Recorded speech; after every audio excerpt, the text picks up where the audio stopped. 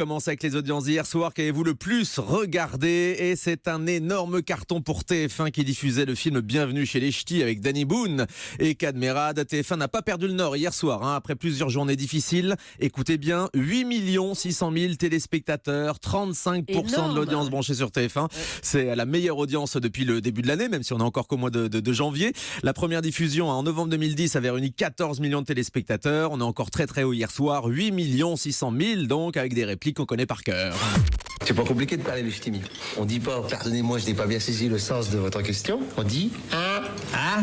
Oh non, cherchez le 1 de 1 de tronche. Ouais, parce qu'il faut que je sorte de là. Ah, d'accord. Ça y est, on parlait le ch'timi. TF1 est numéro 1 hier soir avec donc Bienvenue chez les Ch'tis.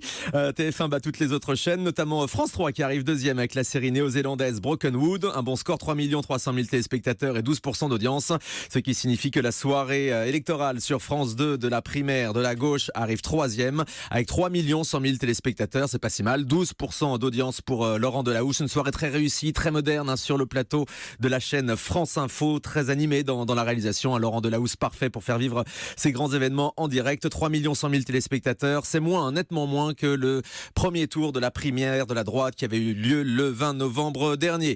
Je note enfin la mauvaise audience de Zone Interdite hier soir sur M6 à moins de 6% de part d'audience. Et sur les autres chaînes, seul Arte dépasse le million avec le film Le Parrain avec 1 million tout pile.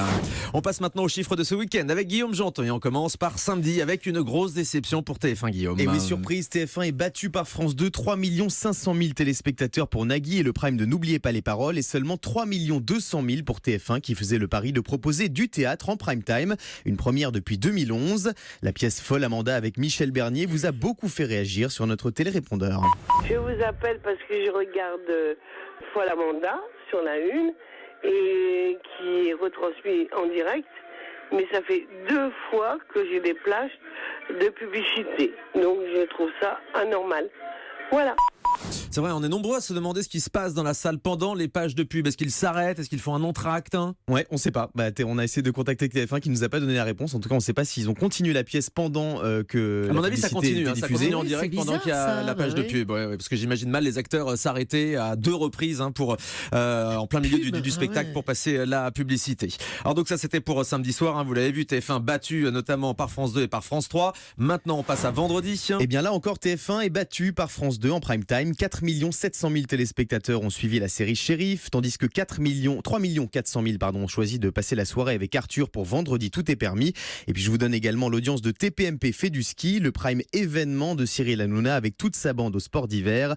1 500 000 téléspectateurs, 7,3% de part d'audience. C'est une grande satisfaction, voire même une grosse darka pour C8. Ouais, c'est-à-dire que Clara Sral est du côté de TF1. Voilà. Alors pour terminer cette série noire pour la une, la semaine dernière, il y a eu le 20h de Laurent Delahousse qui a battu celui d'Anne-Claire Coudray vendredi soir. Et oui, c'est une première en 2017. 5 200 000 téléspectateurs ont suivi Laurent Delahousse pour France 2. Un très beau score pour la chaîne du service public. Ils étaient 5 millions devant Anne-Claire Coudray sur TF1 à la même heure. Ouais, le 20h de France 2 qui a su profiter de l'actualité très chargée avec l'investiture de Donald Trump vendredi ou encore la primaire de la gauche.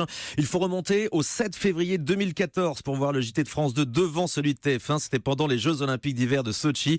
Mais ça fait plusieurs semaines qu'on a observé que les 2 JT, celui d'Anne-Claire Coudray et de Laurent Delahousse, sont au coude à coude le week-end. Donc bravo à Laurent Delahousse et ses équipes. J'ajoute encore le score de Guess My Age car c'était la nouvelle saison qui commençait hier soir sur C8 à un nouvel horaire le dimanche donc à 19h et c'est un bon score pour ce jeu de Jean-Luc Lemoyne qui approche les 600 000 téléspectateurs. Vous savez tout sur tous les chiffres d'audience de ce week-end.